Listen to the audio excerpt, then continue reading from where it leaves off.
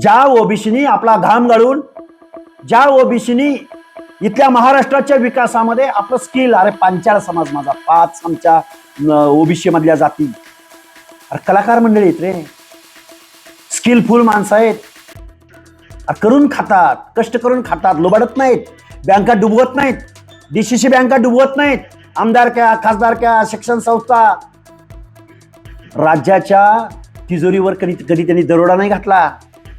या माणसांचं आरक्षण तुम्हाला पाहिजे.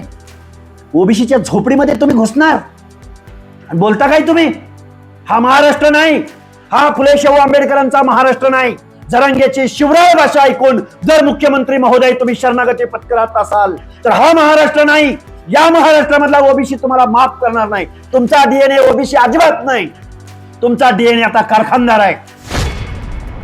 ज्या ओबीसीनी आपला घाम गाळून, ज्या ओबीसीनी इथल्या महाराष्ट्राच्या विकासामध्ये आपलं स्किल, अरे पांचाळ समाज माझा, 5 आमच्या ओबीसी मधल्या जाती, अरे कलाकार मंडळी आहेत रे, स्किलफुल माणसं आहेत, करून खातात, कष्ट करून खातात, लुबाडत नाहीत, बँका डुबवत नाहीत, डीसीसी बँका डुबवत नाहीत, आमदार क्या, खासदार क्या, शिक्षण संस्था, राज्याच्या तिजोरीवर कधी त्यांनी दरोडा नाही घातला.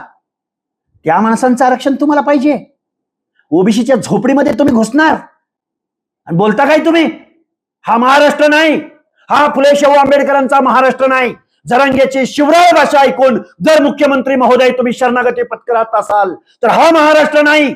या महाराष्ट्रामधला ओबीसी तुम्हाला माफ करणार नाही. तुमचा डीएनए ओबीसी अजिबात नाही. तुमचा डीएनए आता कारखानदार आहे. मुख्यमंत्री महोदय, तुमचा डीएनए, एका बाजूला विखे पाटील, एका बाजूला शिवेंद्रराजे भोसले, एका बाजूला अरे सगळे कारखानदार. तुम्ही डाव्या बाजूला कारखानदार, उजव्या बाजूला कारखानदार. कसा तुमचा डीएनए ओबीसी? एक ब्र शब्द तुम्ही बोलायला तयार नाही ओबीसीच्या प्रश्नावर. हा ओबीसीचा जगन्नाथाचा रथ अजिबात थांबणार नाही.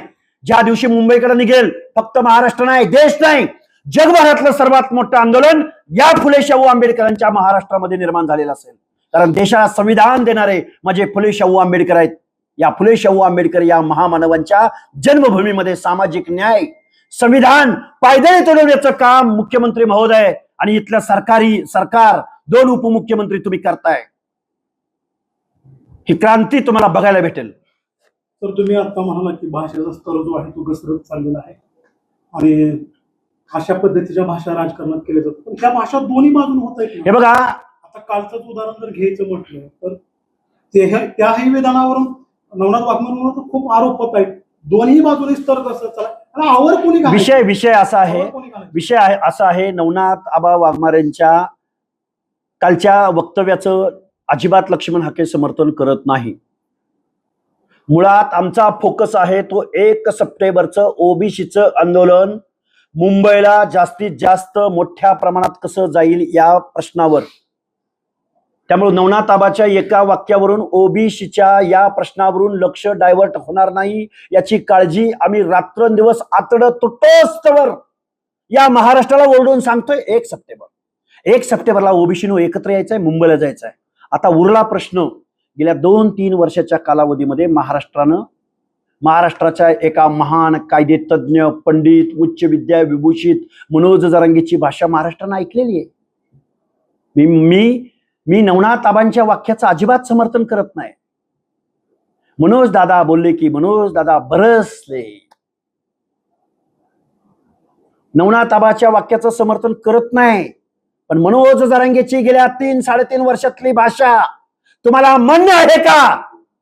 जे आता नवनाथ आबांना विरोध करतायत, तुम्ही मनोज जरांगेंना हा प्रश्न विचारणार का? भाषेचा स्तर कमरेखाली नेला कोणी? अजिबात मी नवनाथ आबाच्या वाक्याचं समर्थन करत नाही. तुम्ही छत्रपती शिवराय यांच्या प्रतिमेसमोर बसता, मा जिजाऊचं नाव घेता आणि आम्ही ओबीसीची बाजू मांडतोय. अरे भुजबळ साहेबांना तुम्ही काय काय बोलला? तुम्ही माननीय चंद्रशेखर बावनकुळे साहेबांवरती त्यांच्या शारीरिक व्यंग्यावरून, रंगावरून, शारीरिक ठेवणीवरून तुम्ही बोलला. अरे परमेश्वरासमोर आम्हाला जर ऑप्शन फॉर्म भरायचा असता तर आम्ही रंग गोरा मागितला असता. उंचा पुरा मदनाचा पुतळा अशा पद्धतीचा, अशा घरामध्ये आम्हाला जन्म दे म्हणून आम्ही देवाला एखादा ऑप्शन भरून दिला असता ना. कुणाच्या मातेचा उद्धार करायची जबाबदारी किंवा मातेचा उद्धार करायचा अधिकार तुम्हाला दिला कुणी?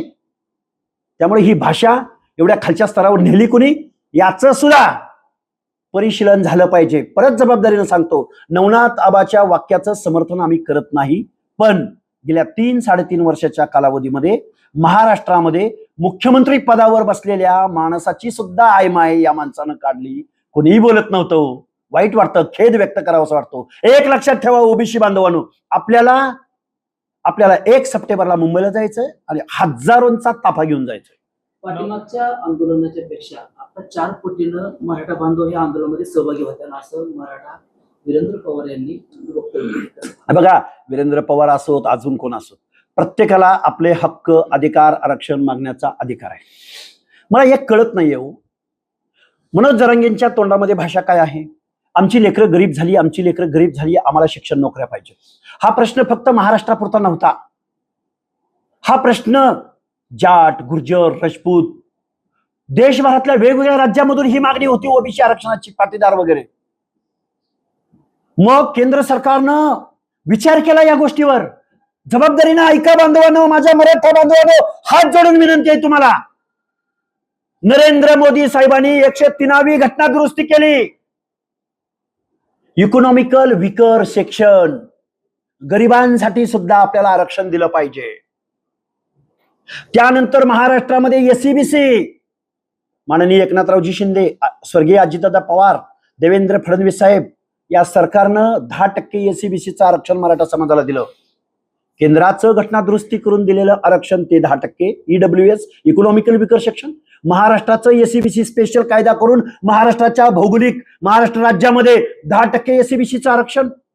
नाही नाही नाही नाही नाही नाही, मला ओबीसी मधनं आरक्षण पाहिजे. मला का टास आहे?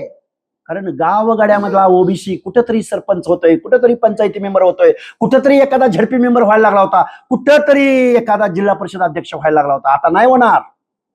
मराठा समाजाच्या राज्यकर्त्या जमातीच्या स्पर्धेमध्ये त्यांच्या पैशासमोर, धनदांडग्या जातींसमोर, जातदांडग्या जातीसमोर नाही गावगाड्यातला ओबीसी टिकू शकत. हा सामाजिक अन्याय आहे, हे संविधानाला मान्य नाही. हे आम्ही वारंवार या महाराष्ट्राला समजावून सांगतोय. मग कुणाची किती जात आहे, कुणाची किती संख्या आहे? मग ओबीसी जर एकत्रच येणार नसेल तर मग ओबीसी पण हे आरक्षण विसरून जातील. कारण ईडब्ल्यूएस मराठा समाजाला, एससीबीसी मराठा समाजाला, ओबीसी कोटा मराठा समाजाला, उरलं काय? एससी आणि एसटी. संपलं ना आरक्षण. मुख्यमंत्री महोदय, तुम्ही आमच्या हक्क अधिकाराचं संरक्षण केलं नाही केलं? म्हणून तर हा अट्टास आहे, म्हणून तर हा आक्रोश आहे, ओबीसींचा आक्रोश आहे. आणि मराठा समाजाची जात दांडगी, जातीच्या अहंकाराची भाषा आहे. आमच्या विरुद्ध बोलता, ओबीसींच्या विरोधात बोलता. छत्रपती शिवाजी महाराजांच्या स्वराज्यासाठी जीवाची कुर्बानी देणाऱ्या बलुतेदार, आलुतेदार, भटक्या माणसांच्या विरोधात बोलता. बेहरजी नायकाच्या बेरड बेडर रामुशाच्या विरोधामध्ये बोलता. चित्रकथी समूहाच्या विरोधात बारुडकार, भराडी, वासुदेव, गोंधळी या माणसांचं तुम्हाला आरक्षण पाहिजे. अरे पालामध्ये राहतात, पालामध्ये. अहो वतनदार, अहो देशमुख, अहो पाटील, अहो चौगुले. कुणाचं आरक्षण मागताय? कुडमुड्या जोशाचं? कुणाचं आरक्षण मागताय? मेंढपाळाचं? कुणाचं आरक्षण पाहिजे तुम्हाला? या सगळ्या लोकांचं? हा सामाजिक न्याय आहे का? हे संविधानाला अपेक्षित आहे का? मुख्यमंत्री पदावर बसलेल्या माणसांनो, तुम्ही ओबीसींच्या हक्क अधिकाराचं कायनात समुद्रात बुडवलेले आहे. राजकारण तुम्हाला लखलाभ. ओबीसी बांधव ज्या दिवशी मुंबईला निघेल, मुंबई चक्का जाम झालेला असेल मुंबईचा. खूप जबाबदारीने बोलतोय. मी कारखानदाराचा पोरगा नाही, मी आमदाराचा पोरगा नाही, आम्ही खासदाराची पोरं नाही.